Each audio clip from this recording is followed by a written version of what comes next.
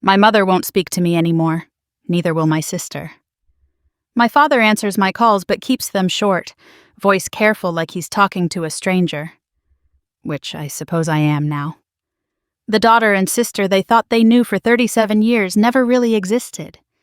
She was just another character in the stories I told. It's been 6 months since the truth came out. 6 months since my husband Patrick finally had enough and exposed 9 years of lies in one devastating family dinner. I'm living alone now in a furnished rental in Spokane, far from the life I built on fabrications in Milwaukee. Every morning I wake up and remember again that I did this to myself, that I had a good man who loved me and a family who supported me, and I poisoned it all because I couldn't stop lying. But I should start at the beginning, back when the lies were small, almost harmless, back when I still believed my own justifications. Patrick and I met at a friend's wedding in 2014. He was the kind of man who stood out without trying, tall, steady, with a laugh that filled rooms and hands that were always building or fixing something. He worked as a project manager for a construction company. Nothing fancy, but solid, reliable. Like him. I was working in medical billing then, spending my days on the phone arguing with insurance companies. The contrast between us should have been a warning. Him building things, me destroying them. But he pursued me with a patience I'd never experienced, and I let myself be caught. We were married within 2 years. Small ceremony, just family and close friends. My parents loved him immediately. My father, who'd never approved of anyone I'd dated, pulled me aside at the reception. "This one's different," he said. "This one will take care of you." My sister Natalie agreed. "He's perfect for you. Stable where you're chaotic, calm where you're anxious. He balances you out." They were right. Patrick was everything I wasn't. Consistent, honest, straightforward. Maybe that's why I started lying about him. When you're standing next to the sun, you either bask in the warmth or you try to dim the light. The first lie was tiny, almost accidental. 3 months after our wedding, at Sunday dinner with my parents, my mother asked about our plans for Thanksgiving. "We'll be here, of course," I said. "Patrick has to work that weekend anyway." He didn't. We'd already made plans to spend the holiday with his family in Green Bay, but I wanted my mother's sympathy, wanted to be the daughter whose husband's job kept her from family gatherings, wanted to plant the first seed of Patrick as the absent spouse. "That's a shame," my mother said, just as I'd known she would. "Another holiday where work comes first?" Patrick wasn't there to correct me.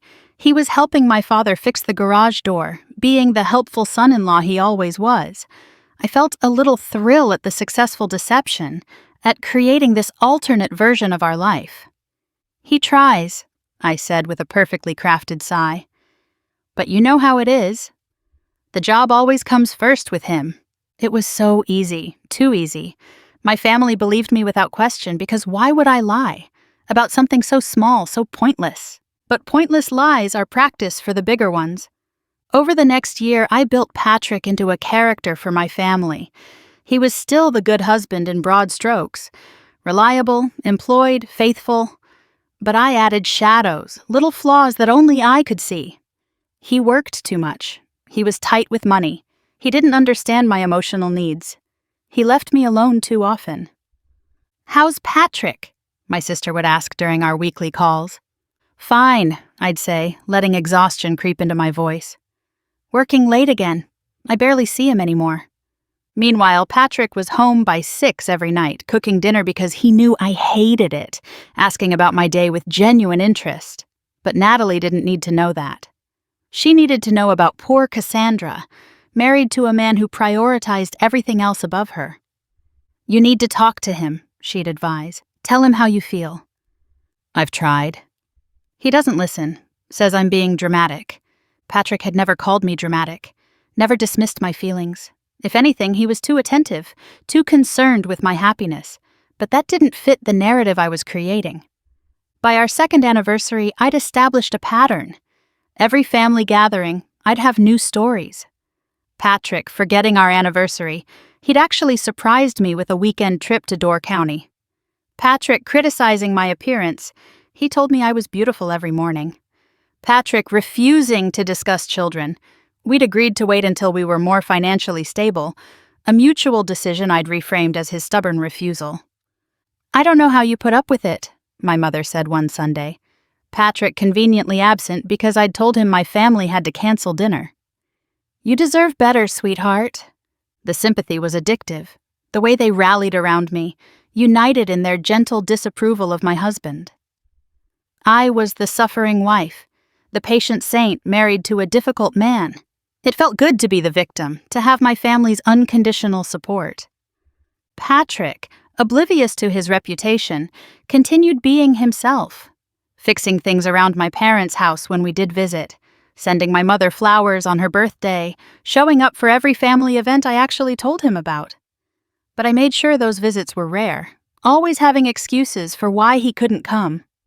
"Patrick's working this weekend" became my standard lie, or "Patrick's not feeling well" when I wanted to go alone. My family started planning events without him, assuming he wouldn't be there anyway. "Does Patrick ever take time off?" my father asked once, concerned. "He's saving up vacation days," I lied smoothly. "You know how he is about money." Patrick used his vacation days to take me on trips, to visit his sick grandmother, to volunteer with Habitat for Humanity. But my family didn't need those details. They needed the version where he hoarded time off like a miser. The lies evolved with our marriage. When Patrick suggested we start trying for children in our 3rd year, I told my family he'd refuse to discuss it. "He says we can't afford kids," I reported tearfully to Natalie. "Like children are just another expense to manage." "That's horrible," she said. "What kind of man doesn't want children with his wife?" The kind who'd actually said, "I can't wait to have kids with you." "You'll be an amazing mother." But that Patrick existed only in reality, not in the story I was telling. When I didn't get pregnant after 6 months of trying, I told my family Patrick refused to see a fertility specialist. The truth, we'd seen one together, held hands through the tests, cried together when the results showed issues on my side. Patrick had held me all night, promising we'd get through it together, that there were other options, that all he needed was me. "He blames me," I told my mother instead. "Says it's my fault we can't have children." "That bastard," she hissed, the strongest language I'd ever heard from her. How dare he? How dare I? But I was too deep in the lies to see my own cruelty. Year 4, year 5, the stories grew darker.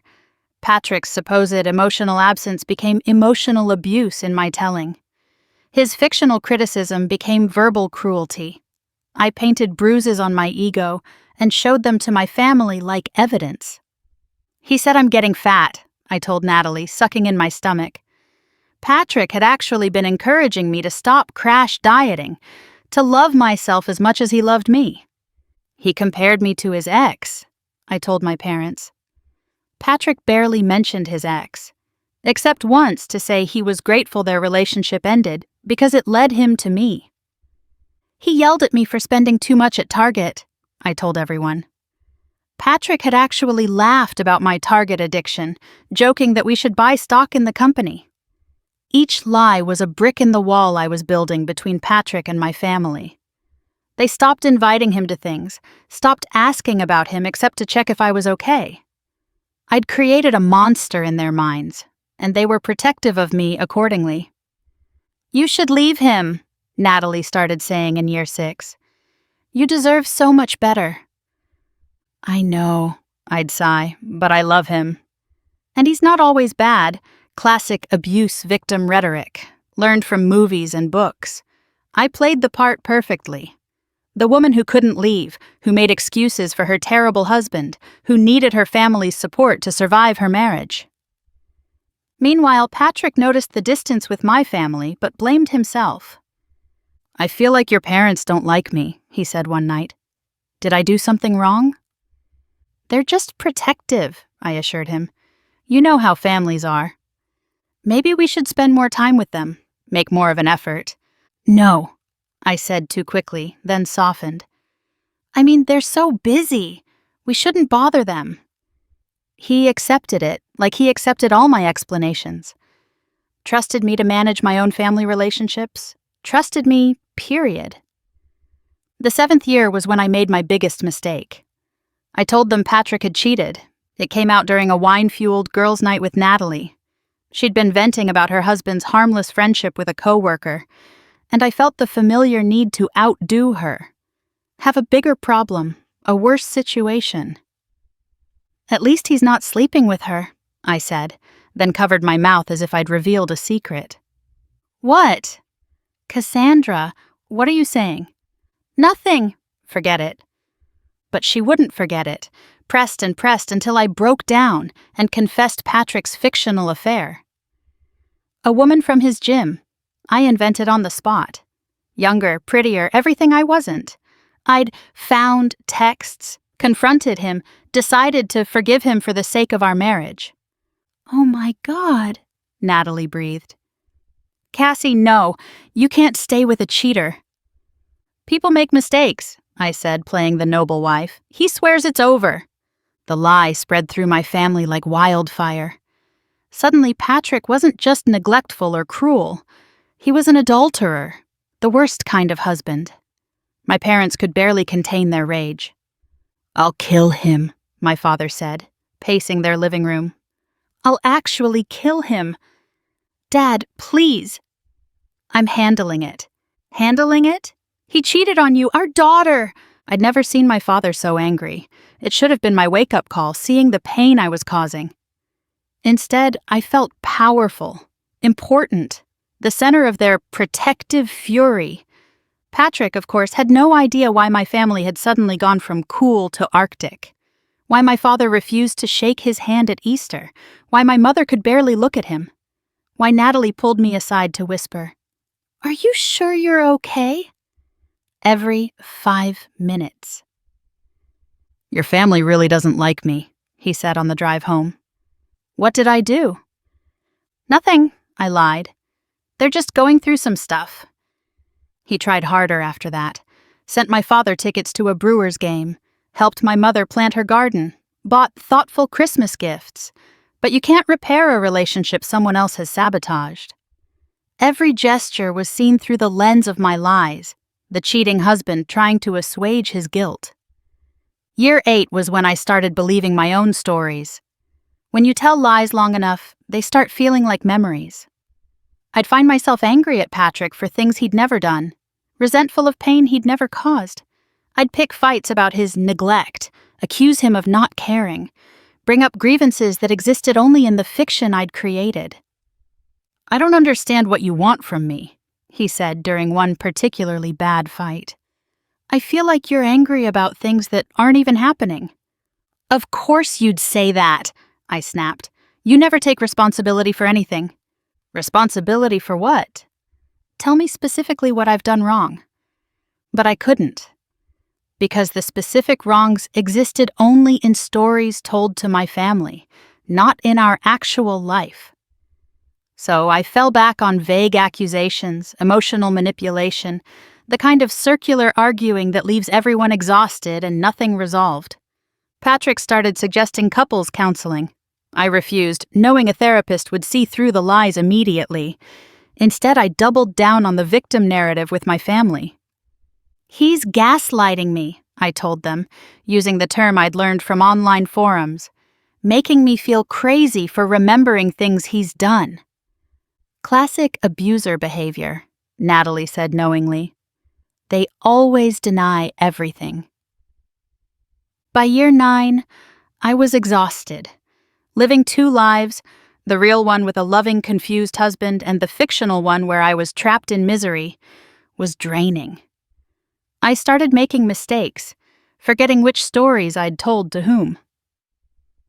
How's Patrick's mom doing after her surgery? My mother asked one Sunday. What surgery? The hip replacement? You said she was having it last month? I'd forgotten that particular lie, told to explain why Patrick couldn't attend Easter dinner. His mother was perfectly healthy, still doing yoga at 70. Oh, right, she's recovering well. But I saw the flicker of confusion in my mother's eyes, the first crack in my carefully constructed facade. The end came suddenly, though I should have seen it building. Patrick had been quieter than usual, working on something in his home office every evening. I assumed it was work stuff, and used the time to text Natalie more complaints about his absence.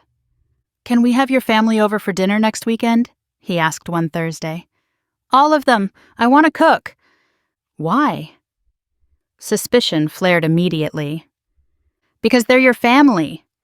Because I love you. Because I want to fix whatever's broken between us." "Nothing's broken," I lied.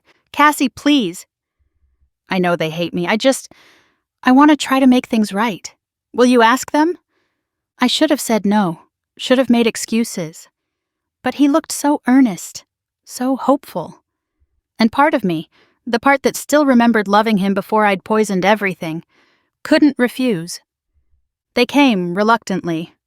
My parents, Natalie and her husband Carl, even my brother Jason, who I'd told similar stories to over the years. They sat around our dining table like a tribunal, barely touching Patrick's carefully prepared food. "Thank you all for coming," Patrick began. "I know things have been strained between us." I wanted to address that. "Patrick," I warned. "No, Cassie. This needs to happen." He pulled out a folder I hadn't noticed before. "I've been confused for years about why you all seem to dislike me. Why you avoid me, judge me, look at me like I'm some kind of monster. So I did some investigating." My blood turned to ice. "I installed a recording app on Cassie's phone," he continued calmly. "I know that's wrong, an invasion of privacy. But I needed to understand. And what I found..." He pulled out printed transcripts, pages and pages of them, my calls with Natalie, my texts to my mother. Years of lies laid out in black and white. "According to these, I'm quite the villain," he said, voice steady but eyes bright with unshed tears. "I'm neglectful, controlling, cruel. I refuse to have children. I criticize her appearance. I'm tight with money. Oh, and apparently I had an affair with someone from my gym. News to me, since I work out in our garage." The silence was deafening.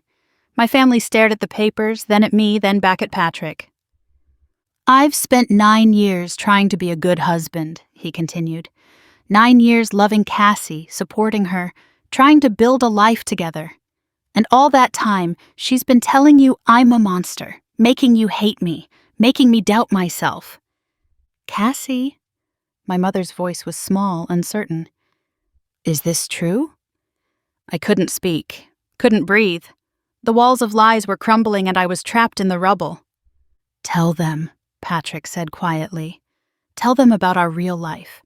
Tell them how I cook dinner every night, how I've never missed an anniversary, how we've been trying for children, but the fertility issues are on your side, not mine. Not that it matters, because I've never once blamed you.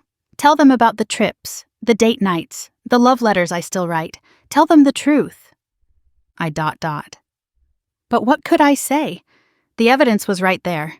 Years of lies printed out like a novel of destruction. "Why?"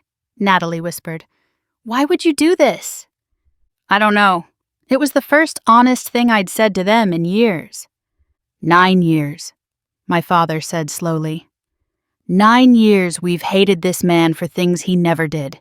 9 years we've worried about you, tried to protect you from nothing, Patrick finished. From stories, from lies.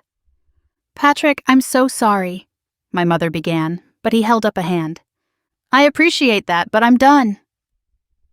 I can't stay married to someone who's capable of this level of deception, who made me the villain in her family's story for almost a decade. I'll be filing for divorce." He stood up, looked at me one last time. "I loved you, Cassie." God help me. Even knowing this, part of me still does. But I can't live with someone who would do this to another person, especially someone they claimed to love. He left the dining room. I heard our bedroom door close quietly. My family sat in stunned silence, processing 9 years of deception in 9 minutes. "Get out," my father said finally. Not to Patrick. To me. Dad, get out of this house. Let that man pack in peace. You've done enough damage. Where am I supposed to go? I don't care. He looked at me like I was a stranger. I don't know who you are. The daughter I thought I had wouldn't be capable of this cruelty. They all left without another word. My mother crying, Natalie in shock, Jason shaking his head in disgust. Carl wouldn't even look at me. I spent that night in a hotel, calling and texting apologies that went unanswered. Patrick had already changed the locks when I went back the next day. My things were in boxes on the porch, carefully packed, just like everything Patrick did. Even in his pain, he was considerate. The divorce was swift. No contest. What could I contest? That I'd systematically destroyed his relationship with my family? That I'd gaslit everyone who loved me? Patrick asked for nothing but freedom from me. I gave it to him. My family's silence was worse than anger would have been. They'd spent 9 years supporting me through fictional pain, rallying around me against an innocent man. The betrayal wasn't just of Patrick. It was of them, too. Of their trust, their love, their protective instincts. I moved to Spokane to start over, but you can't outrun yourself. I still catch myself starting to craft stories, to paint myself as the victim. It's instinct now, this need to be the wronged party, the one deserving sympathy. But there's no one left to tell the stories to. Patrick remarried last month. A teacher named Helen who probably knows exactly who he is. A good man who cooks dinner and writes love letters and shows up. My family attended the wedding. The photos on Facebook show them smiling, celebrating, finally able to appreciate the man I'd hidden from them for 9 years. He deserved better, Natalie wrote in the only message she's sent me since that dinner. We all did. She's right. They deserved truth, not the elaborate fiction I created. Patrick deserved a wife who celebrated him instead of slandering him. My family deserved a daughter and sister who didn't manipulate their emotions for attention. But deserving and getting are different things. We don't always get what we deserve. Sometimes we get what we create. And I created a world of lies so complete that when it collapsed, it took everything with it. I still don't fully understand why I did it. The therapist I see now talks about narcissistic tendencies, about need for attention and control, about how some people can only feel important when they're at the center of drama, even if they have to create that drama themselves. Maybe she's right. Maybe I needed to be the victim more than I needed to be loved. Maybe the sympathy was more addictive than the stable, quiet love Patrick offered. Maybe I was broken in some fundamental way that made me destroy the very thing I claimed to want. Or maybe I'm still looking for excuses, still trying to paint myself as the victim of my own psychology rather than accepting the simpler truth. I was a liar who chose lies over love, fiction over family, stories over substance. The stories I told were believable because they contained grains of truth. Patrick did work hard to provide for us. He was careful with money, so we could save for the future. He did leave me alone sometimes, respecting my need for space. I took these kernels of truth and twisted them into lies, turned virtues into flaws, love into neglect. Now I live with the truth, alone in Spokane, no family to visit, no husband to come home to, no one to tell stories to except the therapist who's paid to listen. The irony isn't lost on me. I finally have the neglect and isolation I pretended to suffer from. The difference is, now it's real. And there's no one left to sympathize. Some people build their lives on foundations of truth, brick by honest brick. I built mine on stories, lie by careful lie. The structure looked solid from the outside, but it was always destined to collapse. You can't build anything real on a foundation of fiction. Patrick knew that. My family knows it now. I'm learning it slowly, painfully, one honest day at a time. But knowledge comes too late to rebuild what I destroyed. Some demolitions are permanent, and some stories once told can't be rewritten. I told my family stories for almost a decade. Now I'm living the only story left. The one where the liar ends up alone, surrounded by the truth she spent so long avoiding. It's not a sympathetic story. It's not one anyone would want to hear. But for the first time in 9 years, at least it's honest.